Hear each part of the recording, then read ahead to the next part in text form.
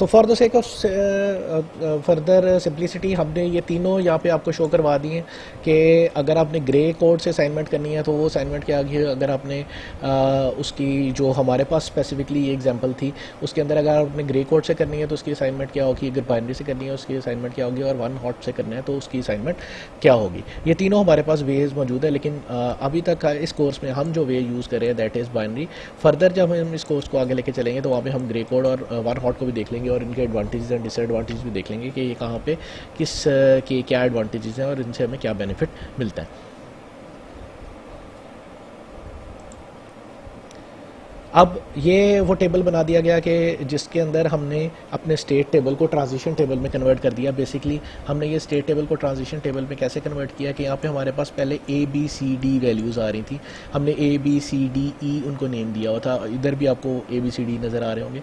अब हमने उन ए बी सी डी को रिप्लेस कर दिया है विद द इनकोडेड वैल्यू जो हमने उनको कोडेड वैल्यू असाइन की थी।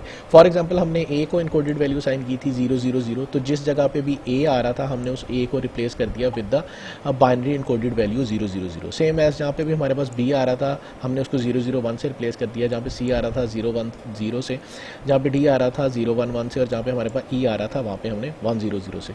तो हमारे पास फर्दर इस टेबल में जहाँ जहाँ पे भी जॉन सी भी हमारे पास नेमिंग थी उसको हमने उसके इनकोडेड वर्जन से उसके बाइनरी इनकोडेड वैल्यू से रिप्लेस कर दिया। तो हमारे पास जो फाइनल ट्रांजिशन टेबल बना वो ये है जिसको हम फर्दर यूज़ करते हैं फॉर कैलकुलेशन, जहाँ पे हम अपनी स्टेट इक्वेशन वगैरह निकालते हैं, हमने input equation of the flip flops निकालते हैं, आउटपुट इक्वेशन निकालते हैं। तो these table will be helpful in that. तो हम बाइनरी असाइनमेंट के बाद इस टेबल को फर्दर आगे यूज़ कर सकते हैं।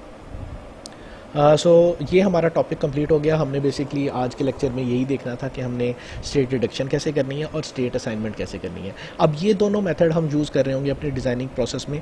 तो ओवरऑल अगर कंप्लीट पिक्चर देखें तो हमारे डिज़ाइनिंग प्रोसेस में सबसे पहला हमारे पास यही प्रोसेस होगा कि हमने अगर हमारे पास कोई स्टेटमेंट गिवन है तो उससे स्टेट डायग्राम बना रहे होंगे, स्टेट डायग्राम से दैन हम स्टेट टेबल बना रहे होंगे।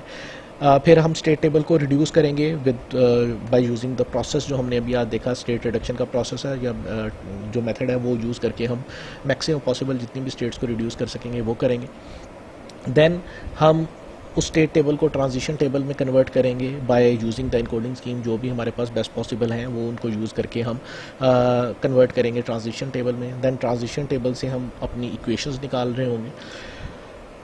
By using the excitation table हम इनपुट इक्वेशंस निकाल सकते हैं, आउटपुट इक्वेशन निकाल सकते हैं। तो वो आउटपुट और इनपुट इक्वेशन निकालने के बाद हमारे पास उन इक्वेशंस को हम सर्किट की फॉर्म में कन्वर्ट कर देंगे तो हमारा डिज़ाइन का प्रोसेस कंप्लीट हो जाएगा। तो आज के लेक्चर में जो हमारा मेन फोकस था वो स्टेट रिडक्शन और स्टेट असाइनमेंट पे था।